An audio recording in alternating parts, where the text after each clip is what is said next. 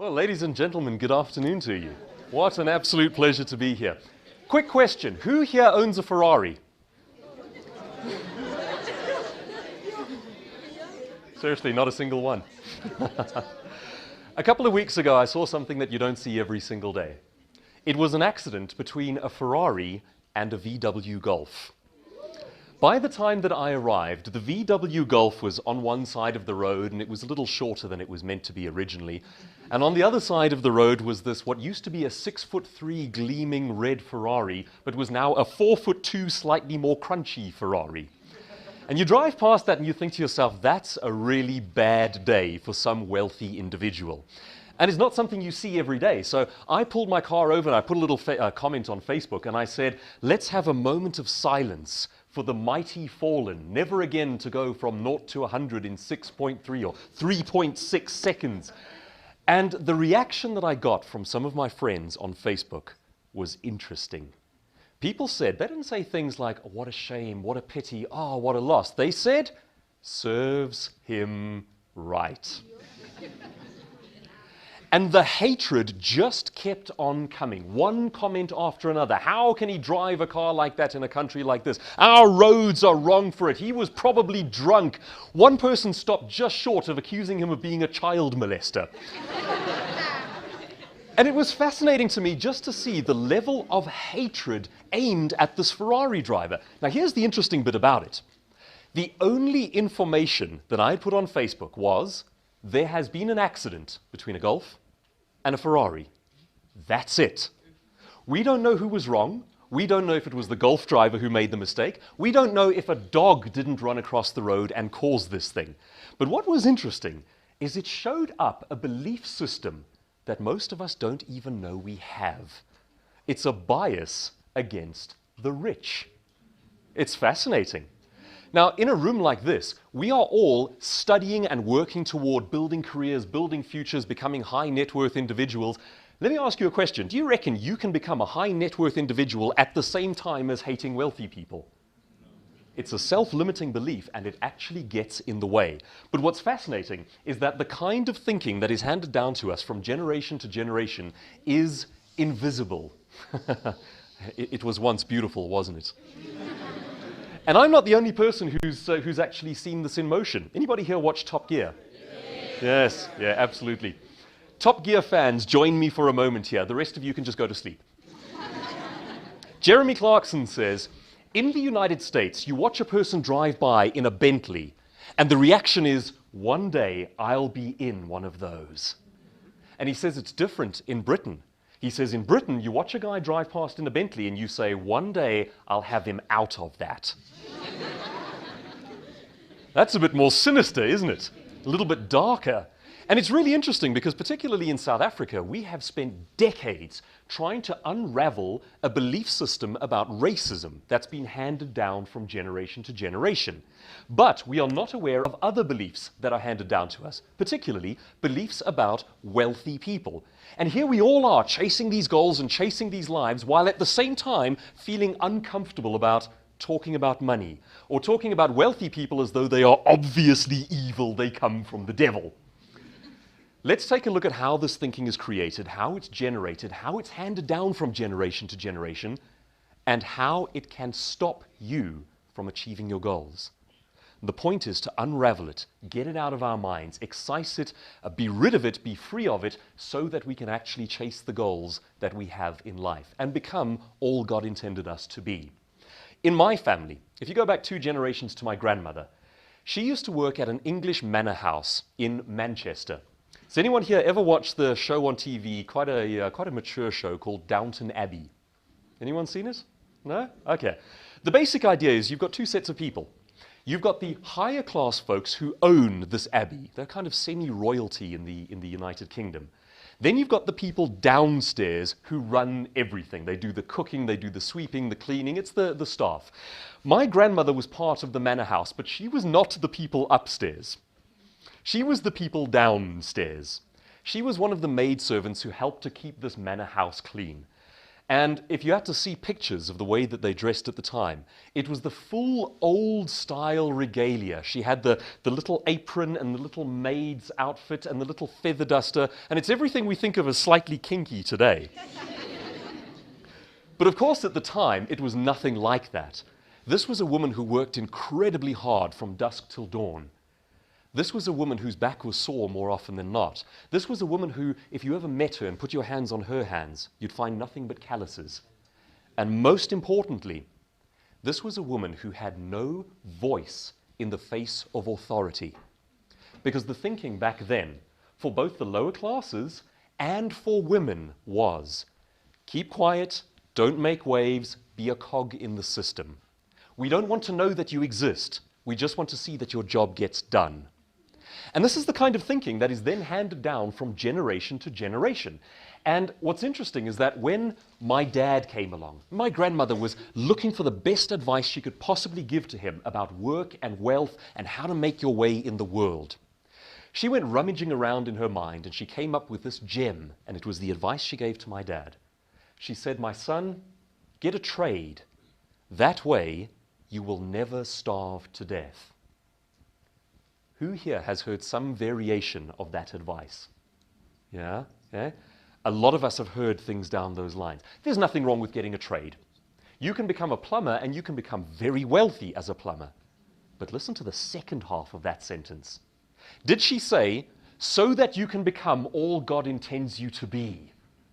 Is it so that you can let your light shine, so that you can become wealthy, so that you can achieve goals? No, it's so that you never starve to death. The thinking comes from a place of desperation. And that's the thinking that's handed down generation to generation. And the weird part is, it's completely invisible to us. We hear this advice and we think it's right and we think it's normal. Now, I'm not picking on my grandmother. She was doing the best she could with the ideas that she had, without perhaps knowing how much damage it can do to future generations. Take a look at the building you see behind me there. That is an Industrial Revolution era factory. It's about 100, maybe 120 years ago. What other building that we have today looks very similar to that factory? Out loud, what do you think? Hospitals, what else? Schools, okay? Schools, and here's an interesting one, are run according to the Industrial Revolution age of thinking. Picture this for a second. You drop your kids off at school, or you as a child are dropped off at school, and you line up in neat lines, and the foreman, I mean the teacher, blows the whistle or rings the bell, and in your neat lines you go to your workstation and you sit down. You sit down at your little workstation and you work for a number of hours. And then the foreman, I mean the teacher, blows the whistle, rings the bell, and you take out your little lunchbox and you can have some food. Then the whistle goes again, you go back into your workstation, you sit down. It is run according to an Industrial Revolution era factory. Why? Because we are training human beings to be cogs in a system. And we're still doing it. Okay? Now, I'm not picking on schools here. The point is not to say that schools are badly run. The point is just to say we have thinking that is invisible to us. We are trained to thought, and we are culturalized to act in certain ways that no longer make sense in the modern economy. The old world thinking says, become a cog in a system, fit in, don't make waves, and if you're a perfect cog, you'll get your little bit of money at the end of the day and you can go home. That thinking will keep you poor. So, what are some of the alternatives? Well, that's what I'd like to look at with you here today. I like to call that style of thinking the wheelbarrow way. It basically goes like this. It's like the parents get hold of their child, the young son, the young daughter, and they say, my son, my daughter, you are young and strong. You must go out into the world and earn coins. Here's how you do it. Pick up your wheelbarrow, load it full of bricks, and for every hour that you push your wheelbarrow, you will get 1 coin. If you want a second coin, you have to push your wheelbarrow for a second hour. Now, we think like that. We go, the only way to earn coins is to work for a set number of hours, so let me go and get a job and be dependent on a boss. Now, you work your set number of hours every day. You push your wheelbarrow for your set number of hours, and a horrible thing starts to happen. You start to realize that you can't quite afford the car. You're not quite breaking even with the kids and their education and the debit orders and the bonds and so on. So what do? You go back to the thinking that was handed down to you, and you say, if I'm not getting enough coins, what do I have to do? I have to push a second wheelbarrow in the evenings to get more coins. That kind of thinking keeps families in generational cycles of poverty. If you take nothing else away from today, this is the one principle that is the most important.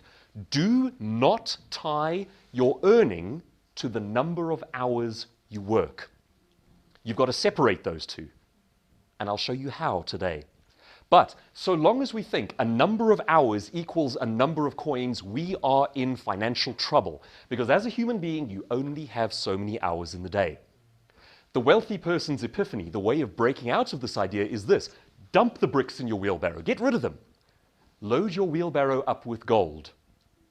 In other words, for every hour that you push that wheelbarrow, you need to raise the value of your work. Earn more coins per hour. Not work more hours in order to get more coins. Does that make sense? Okay. Of course, that raises some interesting questions. Now, how the heck do you do that? There are definitely ways of doing it. What are some of the things that our families teach us about work and about wealth and about how economies work? And once again, it's not to say that they are trying to do damage in our lives. They are doing the best they can with the thinking handed down to them. But the world has changed. What are some of the things that they teach us? Work hard. There's nothing wrong with working hard. I believe in working hard. But the goal is actually to make money, not to work hard. And there is a very big difference there. In certain companies, people think you are fantastic if you are working hard, not necessarily if you are being effective. So what they do is people make a show of the number of hours that they work, how they work over weekends, how they're part of every meeting. They're not necessarily getting stuff done, but they're showing that they're working hard. Yeah, that's the difference. The next thing is play it safe. Play it safe. Wealthy people take risks all the time. The middle classes and poor folks take no risks at all. In fact, I heard a phrase the other day that's just been resonating in my mind that says, the middle classes are paralyzed by doubt. They are secure to the point of paralysis. They do not take risks. And of course, the thinking handed down there is get a safe job and let someone else take care of you. Be like everyone else. Here's an obvious thing that has to be said. If you be like everyone else, you're going to earn like everyone else. If you choose the safe route in life, you are choosing to earn less than you potentially could. So, today, let's talk about the idea of recession versus abundance. You've probably heard, it's all over the world news and it's in every newspaper, every blog, everywhere you go, the recession that we've been talking about that kicked in 2008. What's interesting about recessions is not what's going on in the world, it's what's going on in your inner space up here.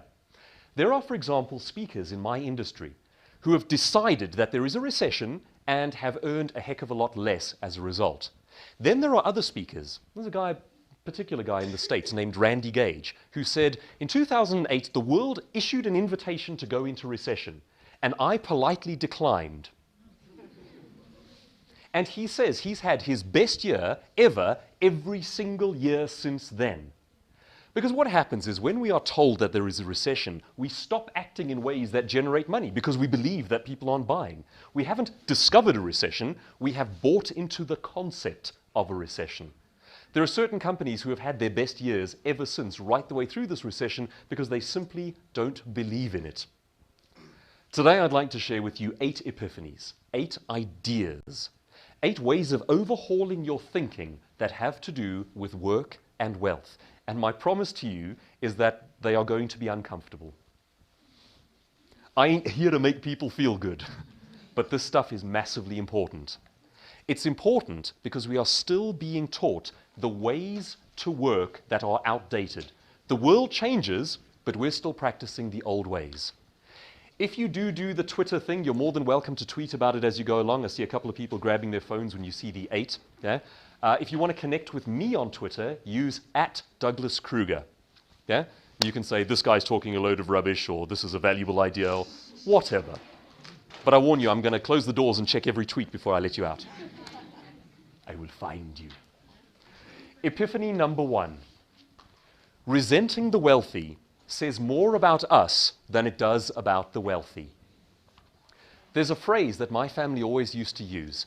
And when I was young, we struggled really, really badly with poverty. We had some incredibly rough winters. One that I remember, we went through the whole of July with our power cut off. We had our local church bringing food baskets to our house. And I lived in a pretty decent neighborhood, and we were the odd ones out. So it's quite rough to go through that sort of thing, and to have someone else feeding your family when your own parents can't, it was a difficult time to go through. But what's most interesting to me now, looking back on that time period, is the kind of language that my family used around the dinner table. Has your family ever used a phrase like, how the other half live, when they talk about rich people? Yeah. You know what it's like? It's like rich people are a different species. The way that I'd like you to look at the difference between where you are and wealth is I want you to look at it as a curve. Because if it is a curve, you can move along that curve. You can go from where you are now to your goals. But if you buy into that thinking that says rich people are just a different species, then instead of a curve, there's just a chasm. There's a hole. There is an absolute void between where you are and where you want to be. And if you don't believe that it's possible to move along that transition, you don't act in ways that start to move you there. The starting point in becoming a high net worth individual is the belief that it is possible. That a wealthy person is not a different species, they're just further along on a continuum. They have more education about what brings in money and how to achieve goals than what you currently have. And that's okay, because that represents hope. That means you can learn these things, you can do them. Resenting the wealthy says more about us than it does about the wealthy. We often think about wealthy people as, they're obviously evil, they're obviously corrupt. They obviously stepped on people's faces to get where they are now. Forbes magazine paints a different picture of that. They take the highest earning individuals on the planet and they look at how much they give. The stats bear out that wealthy people give more per capita than anyone else. We're not just talking about more money because they actually have more, we're talking about more per individual in percentage form. The idea that wealthy people are obviously stingy, obviously evil, is not borne out by statistics. Yeah, of course, there's obviously the odd jerk. You will meet the odd, horrible, rich person. They're out there, certainly, in their numbers. But by and large, it is not a valid rule. That's number 1. Number 2. There are 3 things that money is not. Money is not the root of all evil. That's not what the verse says. What does the verse say? The love of money. And it also doesn't say, is the root of all evil. It says something down the lines of, is the root of many kinds of evil. Now think about what that belief would do to Christian families, people of faith, if it becomes a locked-in belief and it's handed down generation to generation. Money is the root of all evil. Okay, so if I chase it, there's something wrong with me. You can't hold that belief and become wealthy. The two do not work together. And that's one of those things that we need to chuck out. It's a misquote of the original verse, and it's damaging. It does a lot of harm, particularly to people of faith. Money is, the first thing money is not, the root of all evil. The second thing money is not, embarrassing. Could you be rich with a straight face? Time to face that question, because you are on a career trajectory that can potentially make you very wealthy. Could you handle it? What kind of human being would you be once you get there? Yeah? Wealth simply makes you an amplified version of yourself. So what are you? If you're a horrible person, a rich version of you is going to be a horrible person who's able to do more. If you're a good person who likes to help others, a rich version of you will be an amplified version of that.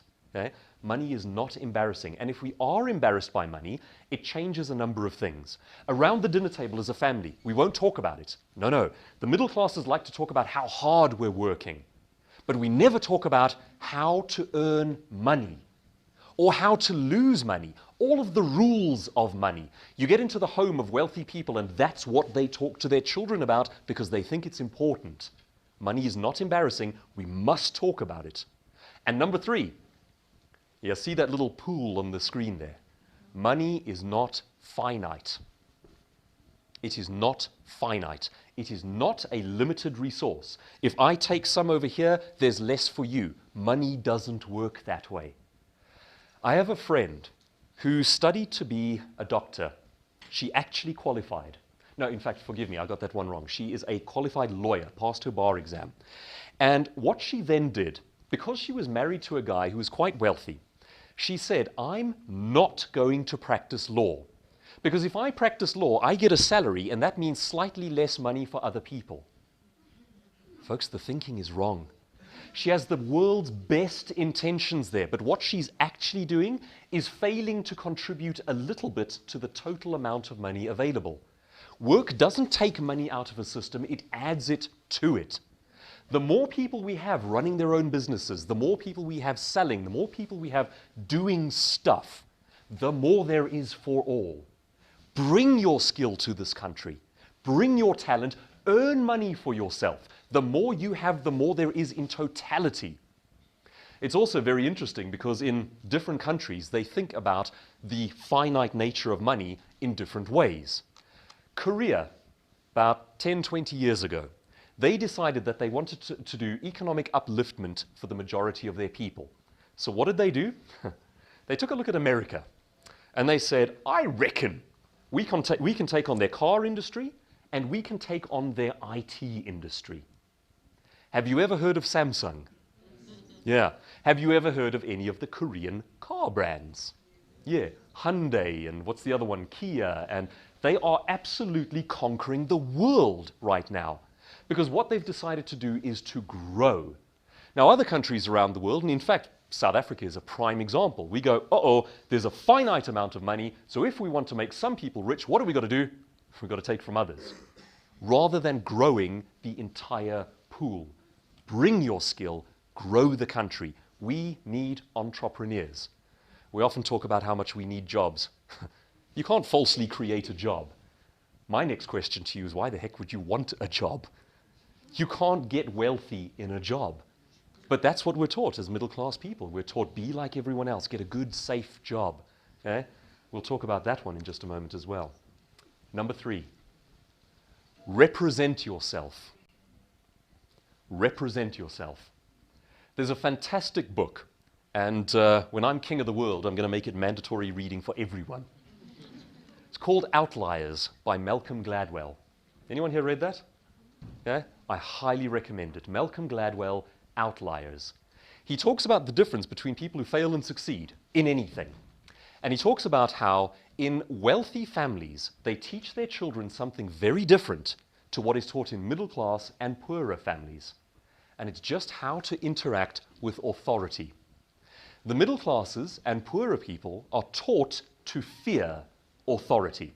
And it's industrial revolution thinking. You've got to fear the guy who runs the factory because he owns your life. Okay? And it goes like this. Let's take a practical example. They do this one in the book. He says, you're taking your child to the dentist. The middle class family will teach the child that the dentist is God. He has studied for 8 years and he knows everything there is to know. You as the child must shut up, sit down, keep quiet, and even if it hurts, don't cry. Just wait for it to be over. Do whatever he tells you to do. Now, in wealthy families, they approach the exact same situation completely differently. Driving to the dentist's office, they tell the child, the dentist is your friend. He has studied for 8 years so that he can serve you properly. How's that? Okay? The dentist is a resource that you can use. If you have any questions about your mouth, about your teeth, about anything that you want to know there, you must ask the dentist because it's his job to help you. Now take that kind of thinking, that's a simple example, going to the dentist. Take that kind of thinking and amplify it over the next 20 years. Which of those two kids is going to do well in life? You've got one who's taught to fear authority, shut up, keep your voice down, don't make waves, and the other one who's taught the world is there for you to utilize. It's all resources, you can use it to your own ends. Imagine the difference that that would make. Represent yourself. And we need to teach our children to represent themselves as well.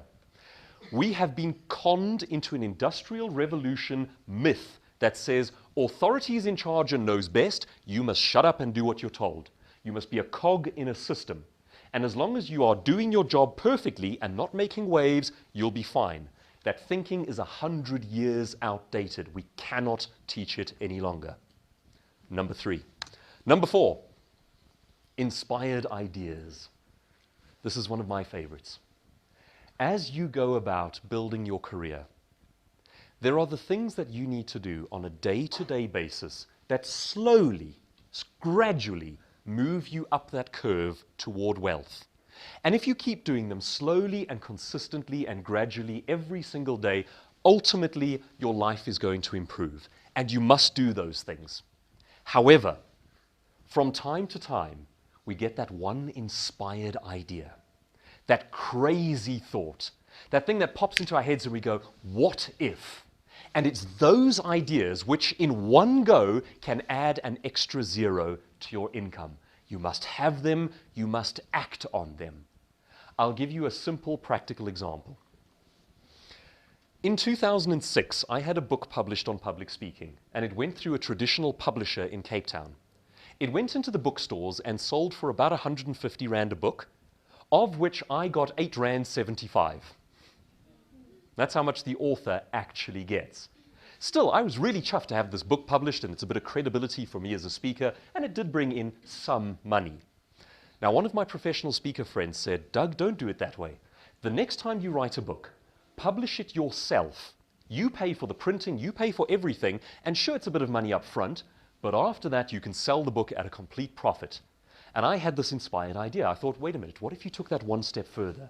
What if you got somebody else to pay for the book?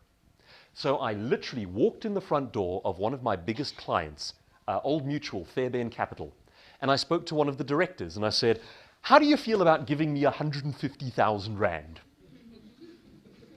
2 minutes later, after he'd said yes, we were discussing his next yachting holiday. I took the chance, I tried, and it worked. He paid for 1,000 copies of 2 separate books, and I've been selling them ever since. No money down. Every book that I sell is pure profit margin. You're starting to see how thinking differently means different levels of income? You can get a salary at the end of the month, or you can do things for yourself and generate your own income with inspired ideas. Now that's just a small one, but that brought in, firstly, it meant I didn't have to pay 150,000 Rand, and then beyond that, it meant something like 500,000 Rands worth of book sales over the years. And that's just one small thing that made a massive impact on my life.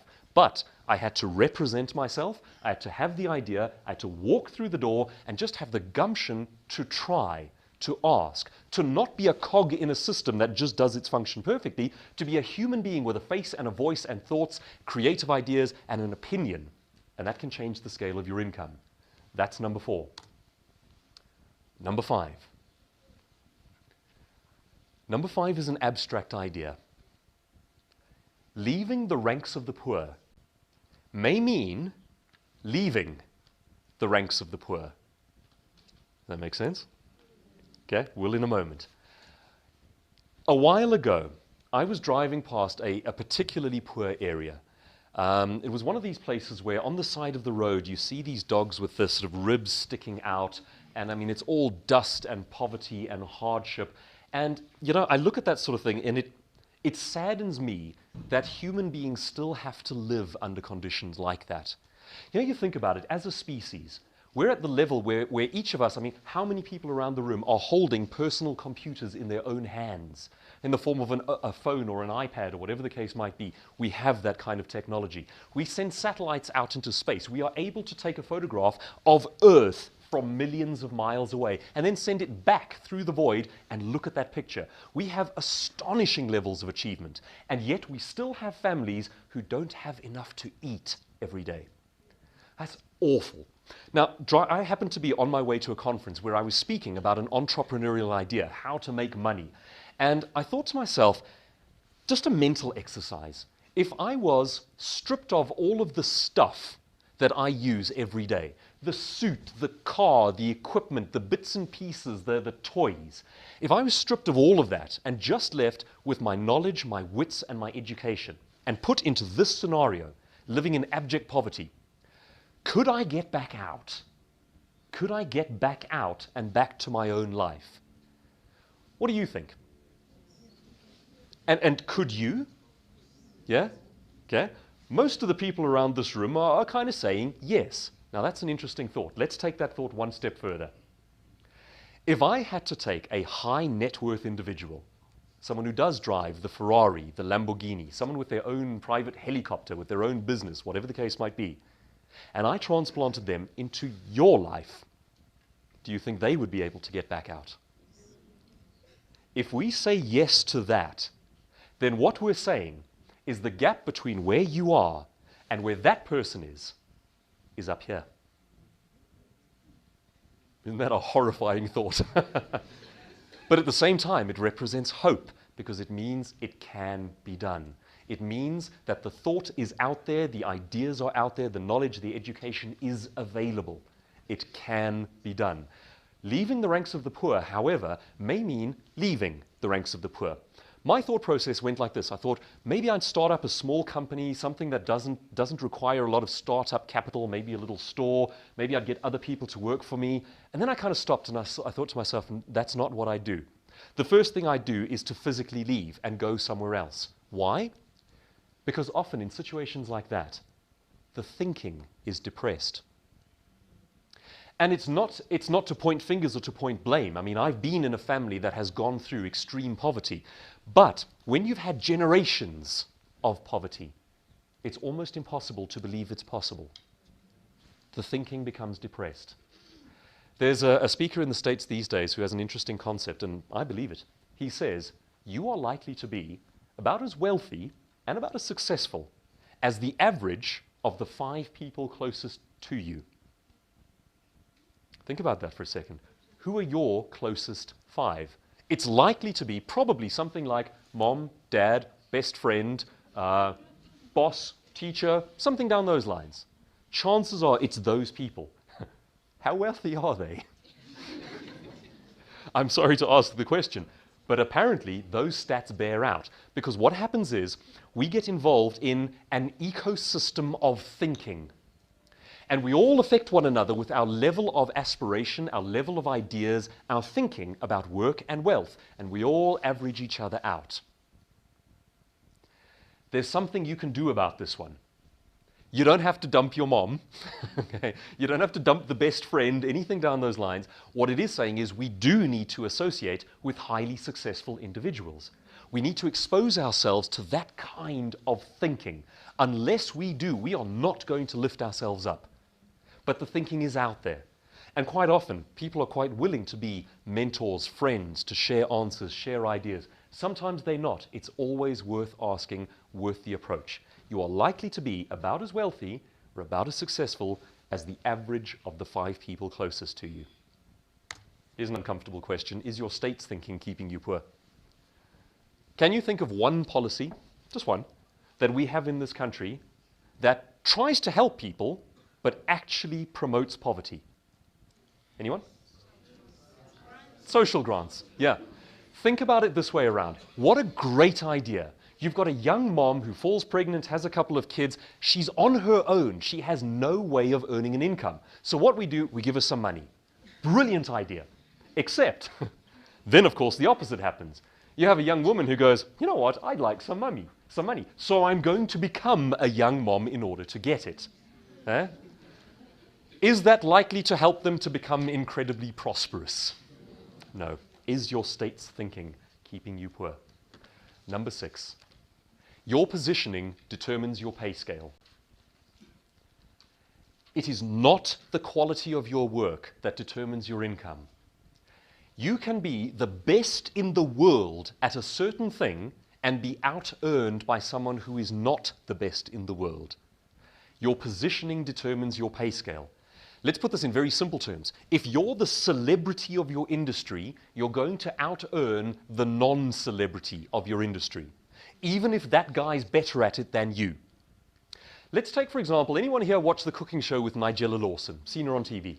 Yeah, absolutely. Nigella Lawson, do you reckon she is one of the top 5 chefs in the world? No, I don't think so. Do you think she's in the top 100? I don't think so. Do you reckon she's in the top 1,000? I don't think so. So why is she out earning all of them? Because she's Nigella Lawson. I'll give you another example. If an unknown speaker comes and stands in front of you, that person can put in an invoice with X number of zeros at the end of an hour of speaking.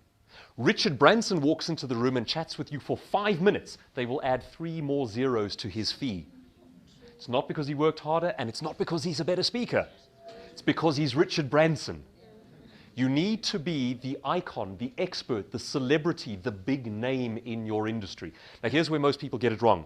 They say knowledge is everything. Knowledge is important, but you also have to bring personality. That's what Nigella Lawson is doing. She is able to speak well in front of a camera. She's pretty. She's seductive. Okay? Now, this is all the stuff that we are never taught is important. We are taught what's important is be a cog in a system, don't make waves, function perfectly, get your job done. Imagine if Nigella Lawson did that, she'd be poor. All she'd ever do is cook in the kitchen and maybe earn like $5 once in a while. Okay? But because she brings humanity to it, she brings to it things that cannot be done by a computer, that cannot be done by a system. Anything that can be systematized, computerized, commoditized is unvaluable. We're still teaching our kids to study IT. That's a low-income future. Because there's like 2 billion other people studying IT. And most of it will be done by the computer itself like tomorrow. That's how fast it's moving. There's one of those talks on TED, the Inspirational Talks website, where a guy says, and this is quite interesting, he says the economy of tomorrow will not be ruled by people who have doctorates or who have studied IT or anything technical. The economy of tomorrow will be ruled by people who did BAs and know how to think creatively. Because a computer can't do that. It's the people who bring their personality, their humanity, who become an icon in their industry. So it's not just about how good you are technically at what you do, it's about being the human being, the face, the voice, the one we see in the media, in magazines, here on the radio. Are you an icon? That way you earn more. Number 7. This one's more for companies, but it's useful to us as well. Don't fixate on the bottom line. What most companies tend to do is when they think about their finances, they put 80% of their energy into saving what they have and 20% of their energy into earning more. We need to reverse that. Saving, of course, is important. Yes, you can save yourself rich if you've got like 150 years to live. What's more important is actually generating more income. Picture a clan of people. Now, I want you to just use your imaginations here. Let's go back thousands of years in time. We're sitting at the outskirts of our cave. We are a clan, and we're facing winter. Winter is like recession. Winter is trying. Winter is deadly to us. And our economy is made up of buffalo.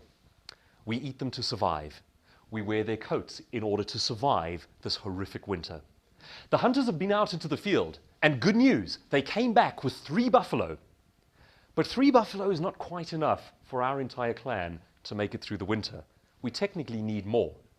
Now the thinking in the clan splits in 2. We get the hunters and we get the bean counter in the cave.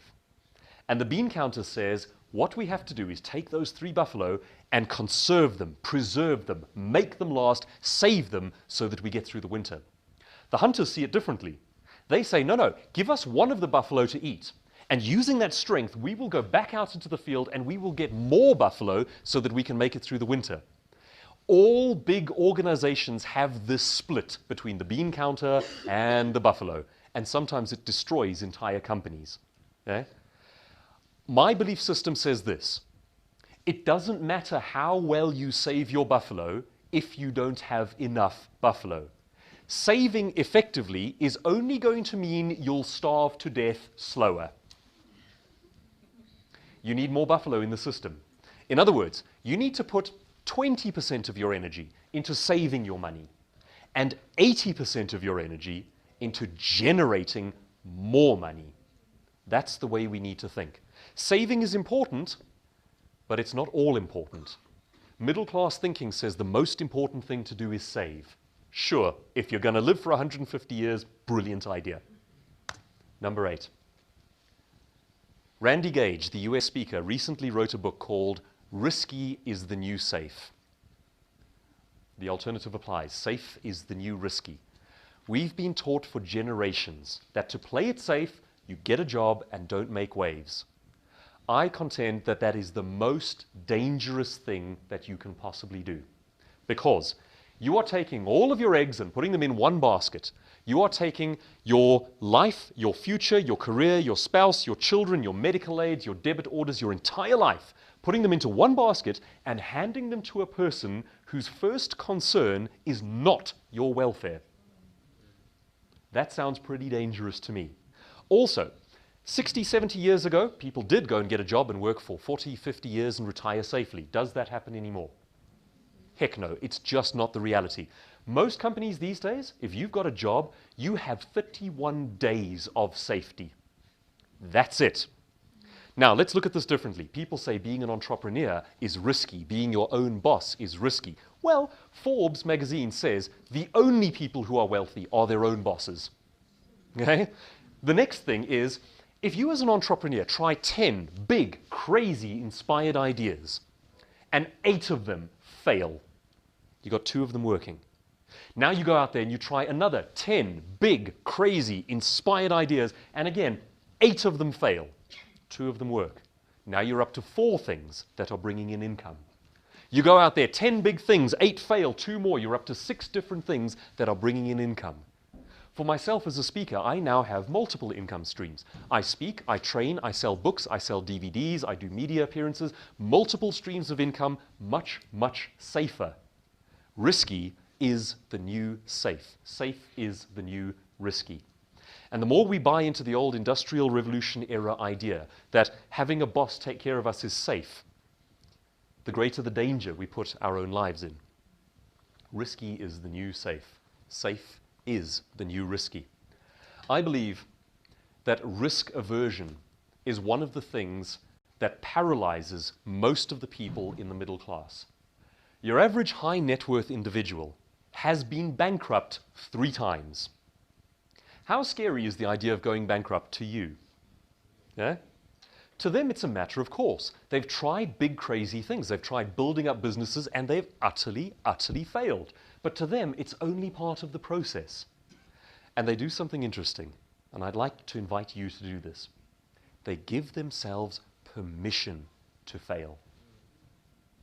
Folks, today, at this early stage in your career, make that commitment to yourself. Do yourself a favor. Give yourself permission to fail. It's okay. It's only a bit of embarrassment. It's only a bit of skin off the knees. It's only picking yourself up and trying again. They think differently in California to what we think here. If a guy here started up a business and failed, banks won't touch him with a barge pole. In California, the banks and the financiers seek out the people who have tried and failed before, because they reckon that person has learned valuable lessons along the way. Give yourself permission to fail. Here's a revolutionary thought. Give other people permission to laugh at you and mock you for trying. Let that be okay.